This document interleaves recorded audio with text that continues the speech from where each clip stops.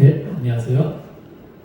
지난주에 이어서 한번 여호수아에 대한 얘기를 계속 한번 해보겠습니다. 지난주에 한번 여호수아가 있었는데 다시 한번 지금 상황을 저희 보면은 지금 이 상황이 지금 이스라엘 백성들과 지금 가나안 사람들이 이제 특히 여리고 성에 지금 전투가 있는데 종합적으로 비교해 보면은 이스라엘 민족의 그 당시 강점이 뭐냐면은 세계에서 거의 제일갈 정도로 인구가 엄청 많았다는 거. 남녀노소 아이가 합쳐 200만 명, 전투할 수 있는 남자만 거의 60만 명. 엄청난 정도의 대군이었는데 그에 비해서 이 가나안 땅 사람들은 한 나라가 없어, 통일된 나라가 아니었어요. 각각 도시마다 자기들만의 도시 국가였습니다. 조그마한 그냥 자기들끼리 그냥 살았고 하나에 통일되지가 않았습니다. 그래서 인구수에 비교하면은 이 이스라엘 백성들과 1대1로 정면으로 싸운다면 절대로 이길 수가 없었어요. 근데 이렇게 되면 여호수아가 아무런 걱정할 필요가 없었는데 여호수아가 우리 저번에 봤듯이 걱정거리가 두 가지가 있었죠. 처음 걱정거리는 먹을 거에 대한 걱정, 그리고 먹을 거에 대한 걱정에서 이 요단강을 어떻게 건널 것인가, 요거에 대한 걱정을, 두 번째는 여리고 성을 어떻게 함락시킬 것이냐, 이 높은 성을. 근데 이 요단강이 여호수아가 건너는 걸 걱정을 했다고 하는데 이게 조금 우리가 생각하게 될 게 여호수아는 모세의 홍해의 기적을 직접 봤던 사람입니다. 자기가 눈으로 직접 목격한 사람이에요. 근데 홍해는 바다잖아요. 요단강은 강입니다. 바다도 갈랐던 하나님께서 요단강을 못 가르겠느냐? 그런 생각을 충분히 할 수 있잖아요. 여호수아는 그것도 이걸 전해 들은 게 아니고 자기가 눈으로 직접 본 사람이에요.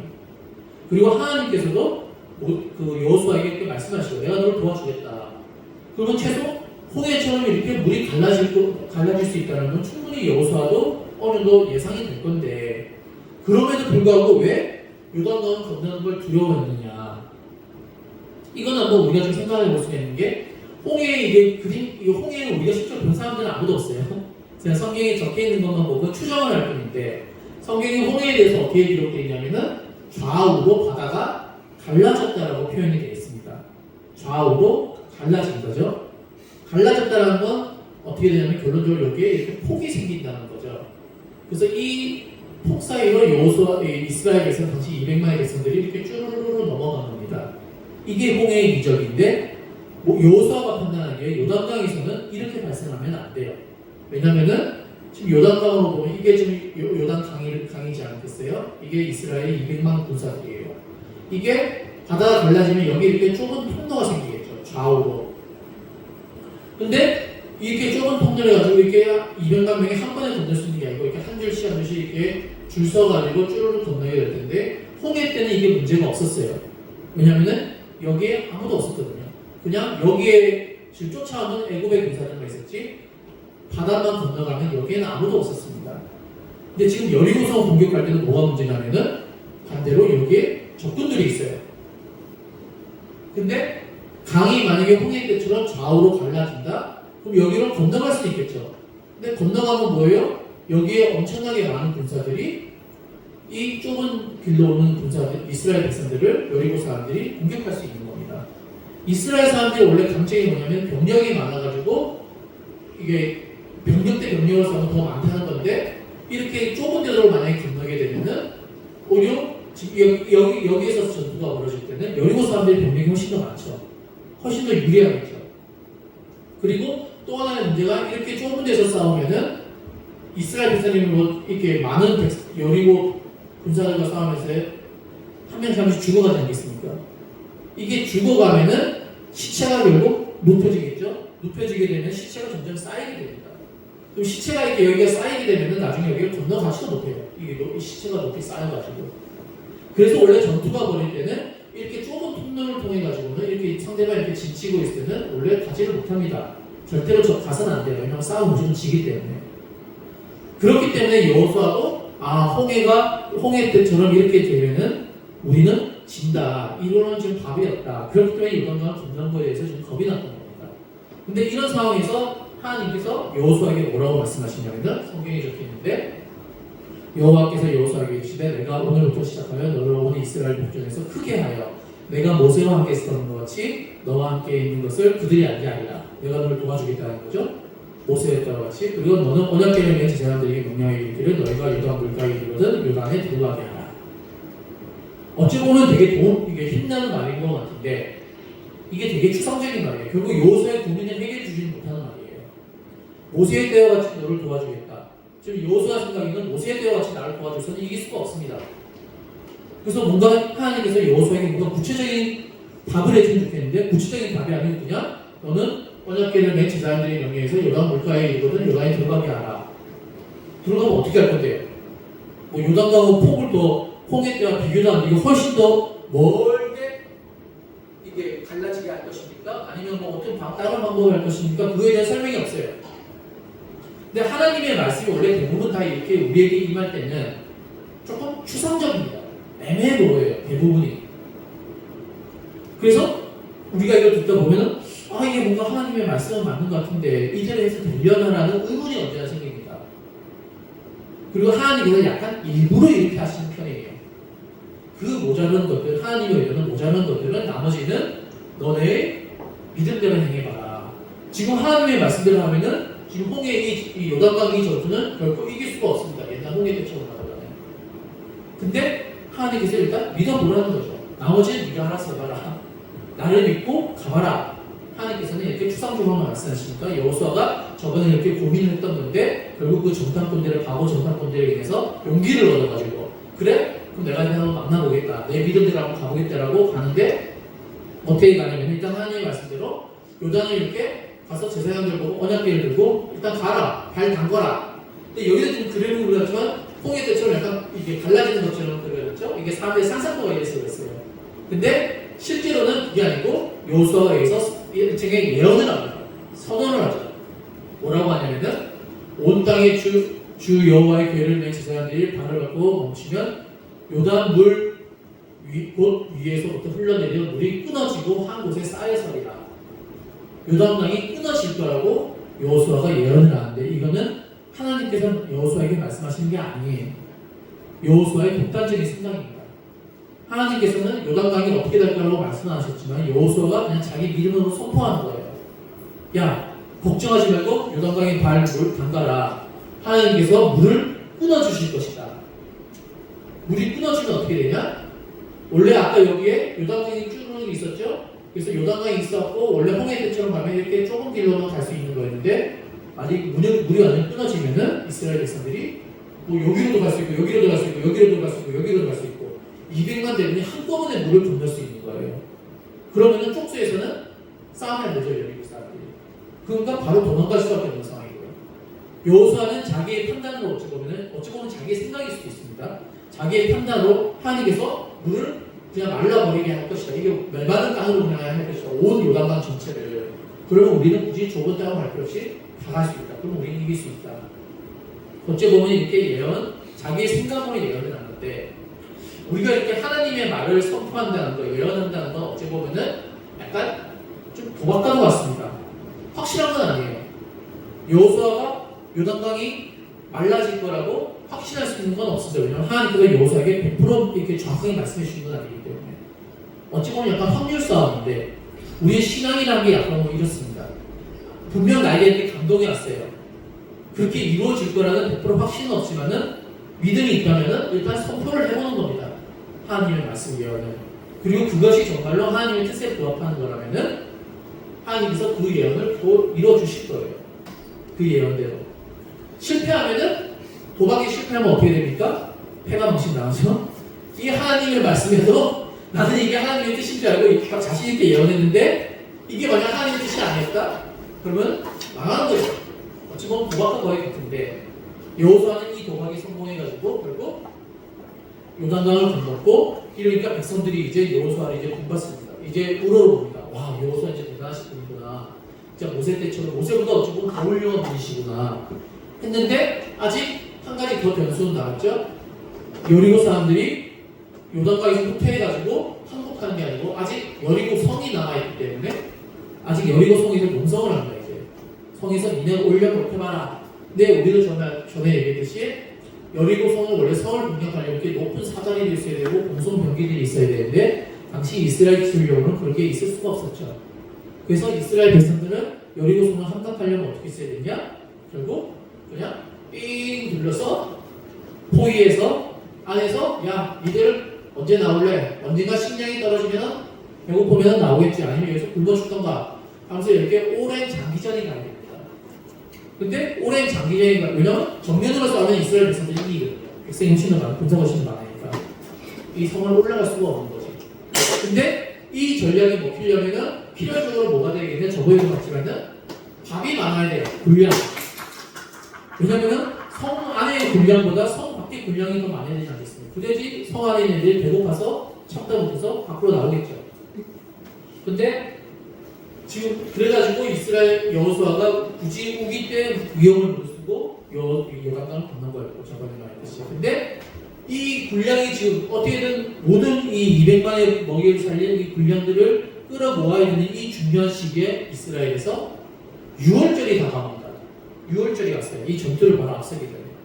근데 6월절은 뭐였냐면 간단히 얘기하면은 옛날 이집트 시절 때 애굽에 탈출할 때 그걸 기념하는 그때 그러면서 6월절에서 뭘 먹으라 되냐면은 이 무교병과 쓴 나무를 먹으라고 되어 있습니다. 근데 무교병과 쓴 나무를 딱 보면은 이게 무슨 생각이 드냐면은 우리도 나중에 기범이가 언젠가 군대를 가게 되겠지만 군대에 가면은 한국에 가면 전투식량이라는 게 있어요. 전투의 청량이 되면 이런 밥을 먹어라. 나온 게 대충 이런 종류의 밥입니다. 딱 보면은 무슨 볶음밥 같은 게 돼 있고 무슨 소세지 돼 있고 뭐 이렇게 돼 있는데 이 전투식량은 특징이 뭐냐면은 엄청 기름져요. 그리고 양념이 엄청 셉니다. 간이 엄청 세요. 이런 음식을 준비하는 이유가 뭐냐? 첫 번째, 사람이 전쟁을 나면 입맛이 없어요. 밥맛 떨어져요. 사람이 옆에서 죽고 있는데 밥맛이 나겠어요. 그래서 최대한 간을 세게 해가지고 어떻게든 먹어라. 그리고 두 번째는 최대한 기름진 음식을 준비해가지고 적은 양을 먹더라도 최대한 에너지를 많이 발산해라. 라는 게 전투식량의 핵심입니다. 그래서 이스라엘도 지금 여리고성 승리를 앞두고 있잖아요. 전투식량을 준비해야 되는 상황인데 이 식량 한 톨 한 톨이 아까운 상황에서 6월절 음식을 준비해야 돼요. 근데 무교병, 기름기 하나 없는 말 그대로 이스트도 안 넣는, 부풀어 오르지 않는 맛대가리 없는 음식이고 썩은 나물, 쓴 나물을 맛 진짜 없죠? 맛 진짜 없는데 나물의 특징이 또 뭡니까? 금방 상해요. 전투식량으로서 거의 최악입니다. 이거. 간도 안 되고 기름기도 안 되고. 근데 지금 여호수아는 지금 이 부족한 식량을 최대한 끌어모아야 되는 상황. 그래서 여호수아가 어찌 보면은 좀 현실과 타협을 하는 게 무교병은 일단 그대로 먹어요. 이건 일단 그리고 탄수화물이니까. 대신에 이 전투에 전혀 쓸모없는 쓴 나무는 포기를 합니다. 대신에 성경에 뭐를 먹었냐고 나와 있냐면은 볶은 곡식을 먹었다고 나와 있어요. 거의 사실상 볶음밥 같은 걸 준비하는 거죠. 기름에 볶은 거. 그래갖고 최대한 이 볶음밥의 특징이 뭐예요? 빨리 안 상합니다. 한번 기름에 볶으면. 이런 볶은 곡식을 해가지고 분량으로서도 준비를 하고 또 맛도 내고 무교병이 워낙 맛이 없으니까 이런 식으로 어찌 보면 현시가 타협을 하는 거죠. 근데 이 6월절이 어찌 보면은 되게 중요한 날이었던 게 이스라엘 백성들이 애국을 나오고 나서 처음으로 이 드리는 6월절이 예배입니다. 왜냐하면 그동안 만나다가 사람들이 주는 만나다 먹었으니까 자기들 직접 농사를 하고 추수한 게 없었어요. 이번에 처음에 가나안 땅에 들어가지고 처음 추수한 건데 그걸 어찌 보면 조금 현시가 타협을 해가지고 100% 예배를 6월절 예배를 못 드린 거죠. 이렇게 볶은 곡식을 먹으면서 쓴나물을 안 하고. 근데 여호수아가 한 가지 더 현실과 타협을 한 게 있는 게 그게 뭐였냐면은 바로 첫 번째 추수된 거를 하나님께 드리지 않았다는 거예요. 왜냐면은 원래 성경이 뭐였냐면 너희가 첫 것을 이게 뭐 추수를 하면은 반드시 첫 것은 하나님께 바쳐라라고 되어 있습니다. 근데 여호수아가 지금 바칠 수가 없는 상황이죠. 왜냐면 분량을 최대한 모아야 되니까. 그리고 하나님께 바친다는 건 뭡니까? 그냥 우리 제사상은 그냥 바치고 나서 우리가 알아서 다시 먹죠. 이건 낭비가 아니에요. 그냥 하나님께 드리는 제사는 뭐냐면 불을 태우는 거예요. 첫 것을 안 그래도 분량이 부족한데 불을 태워버리고 완전 낭비 아닙니까? 지금 전쟁을 앞두고 있는데요. 그래서 여호수아가 이것도 생략을 합니다. 어찌 보면 현실과 타협을 하는 이런 모습인 건데 여호수아에게 그래도 이게 자기 나오는 선한 의미가 있었어요. 왜냐면은 어쨌든 전쟁은 이겨야 될 거 아닙니까? 이 가나안 전쟁은 자기에게 200만의 백성들이 있고 우리는 적군보다 먼저 식량이 떨어지면 안 되는데 지금 예를 들어서 지금 이스라엘 식량이 한 80 정도밖에 없고 여리고 식량이 100 정도 있다. 이러면은 나중에 서로 시간이 지나면은 이스라엘 식량이 먼저 떨어지면은 여리고 우리가 함량을 못하지 않겠냐. 여리고 식량이 먼저 떨어져야 돼요.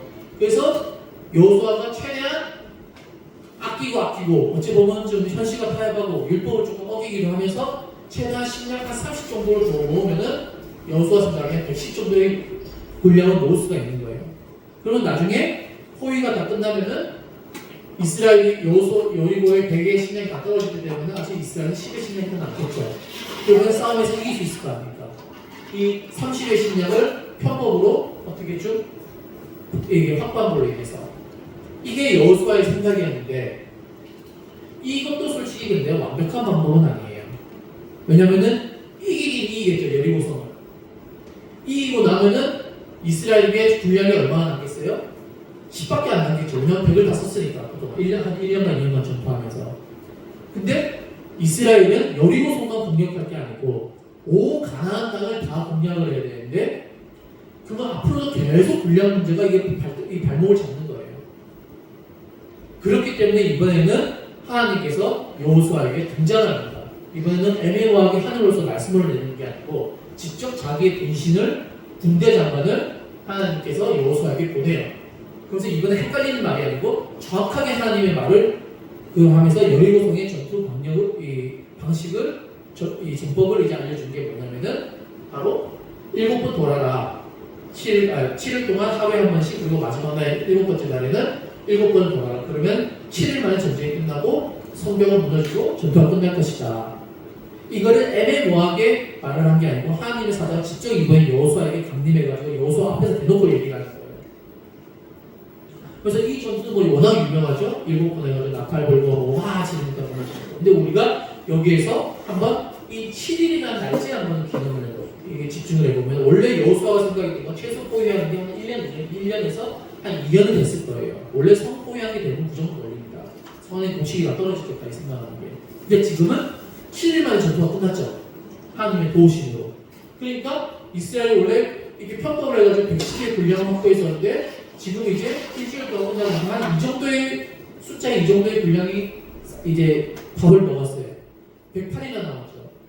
거기에 여리고성에 원래 100 정도의 식량이 있었는데 지금 또 일주일 동안 밥을 먹었을 거 아닙니까?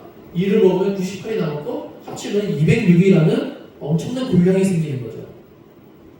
여호수아는 어쩌면 이스라엘 백성들 이걸로 인해서 일주일 만에 전투를 해서 엄청난 부자가 되는 겁니다. 저기 분량까지도 다 가져올 수 있으니까. 자금은 와 할렐루야 감사합니다 이렇게 반응을 했어야 됩니다. 여호수아는 근데 여기서 할렐루야 감사합니다가 아니고 여기서 부끄러움을 느꼈습니다. 아 하나님께서 도와주시니까 이렇게 우리가 불리한 걱정 없이 빨리 이길 수 있는 거를 내가 그동안 6월절 하기 위해서 편법을 해가지고 어찌 보면은 그런 쓸데없는 걱정을 했구나 라고 하면서 여호수아가 결정을 하는 게 뭐냐면은 이거 여리고성 식량 그냥 철시가 우리는 타협하지 않고 여리고성에서 있는 식량과 무슨 뭐 가축이라든가 뭐 금은 보화 전부 다 내가 하나님께 바치겠다. 이건 우리가 취한 것 없이 전부 다 하나님께 바치겠다. 원래 이렇게까지 할 필요는 없어요. 성경에서는 취한 거에 원래 처음 것만 바치면 됩니다. 하나님의 신앙이 그런데 여호수아는 처음 것만 바치면 예를 들어 우리가 그래서 11조도 우리가 하나님께 바친 게 그런 의미인 건데 11조 처음 것 이런 게 아니고 나는 그냥 100%를 다 바치겠다. 천시가 타협 저번에 내가 천시가 타협을 했었으니까 이런 신앙을 여호수아가 보여줍니다. 근데 솔직히 말해서 100을 바쳐도 그렇게까지 이스라엘 손해는 안 났죠. 원래는 10만 남는 거였는데 지금은 100을 다 바쳐봤자 이 108과 108 영원 합쳐는 108 그래도 많이 남는 거예요. 그래도 감사할 만한 게 충분한 겁니다. 여호수아 입장에서는 어찌 보면 100을 바치고 전혀 아까운 것도 아니에요. 우리가 당연히 해야 될 거라고 여호수아는 생각을 하는 겁니다. 그리고 여기에 하나 넘어서 근데 이 100을 바치라는 것은 하나님께서 명령하신 게 아니고 오로지 여호수아의 신앙입니다. 하나님께서 그런 말씀을 안 하셨어요. 그리고 여기서 여호수아가 자기의 신앙을 하나 더 보여준 게 있어요. 뭐였냐면은 바로 여리고 성에 관련된 건데 여리고 성이라는 데 이 위치가 이스라엘에서 지리적으로 제일 중요한 위치에 있습니다. 교통이 제일 발달된 곳이에요. 왜냐하면 당시 가나안 땅에 이렇게 해안 도로랑 큰 도로가 있고 오른쪽에 왕의 도로라는 게 있는데 이거를 가로로 연결할 수 있는 거의 유일한 도로입니다. 남쪽에서. 그리고 평지대에 있고 그러니까 이 교통이 중요하다 보니까 이스라엘이 맨 처음 공격한 곳이 바로 여리고였어요. 바로 여리고를 함락한 다음에 북쪽으로도 공격하기 쉽고 서쪽으로도 공격하기 쉽고 남쪽으로도 공격하기 쉽고 동쪽으로부터 뭐 지원받기도 쉽고 공격하기 쉽고 그래서 여리고를 맨 처음 공략한 건데 교통이 편리하다는 것은 그리고 남쪽으로 쳐들어가기 쉽다는 것은 또 단점이 있는 게 남들이 쳐들어오기도 쉽습니다. 내가 이스라엘 백성들이 만약 북쪽으로 쳐들어갔어요. 그러면은 서쪽과 남쪽에 있는 이 가나안 백성들이 공격 효율가 너무 쉬워요. 도로가 잘 발달되어 있으니까. 교통이 좋다는 것은 그래서 이런 장단점이 있습니다. 그래서 이렇게 교통이 좋은 것에는 반드시 뭐가 있냐면은 이렇게 큰 성이 있어요. 방어를 하기 위해서. 내가 딴 데로 공격하더라도 전병력을 이끌고 딴 데로 공격하더라도 이렇게 높은 성이 있으면 적은 병력만 가지고도 남들이 공격하는 것을 막을 수 있는 거죠. 근데 이 성을 하나님께서 어떻게 하셨습니까? 무너뜨리셨죠. 굳이 무너뜨릴 필요는 없었어요. 하나님께서 안에 백성들이 알아서 망하게 한다든가 뭐 다른 방법을 하나 시킬 수 있었는데 굳이 이거를 무너뜨린 겁니다. 그러면은 교통이 편리한 장점이 하나도 없어지는 거죠. 나중에 내가 딴 데를 쳐들어가더라도 딴 데를 막을 성이 있어야 되는데 그 성이 없어지는 거 아니에요. 그럼 빨리 성을 제거해야 되는데 여호수아는 어떻게 판단을 했냐면은 여호수아 입장에서 보면은 여호수아 그때 맹세하여 이르되 누구든지 일어나서 여리고 성을 건축하는 자는 여호와 앞에서 저주를 받을 것이다. 그 기초를 쌓을 때에 그의 맏아들이 이룰 것이요 그 문을 세울 때에 그의 막내 아들이 이르리라 하였더라.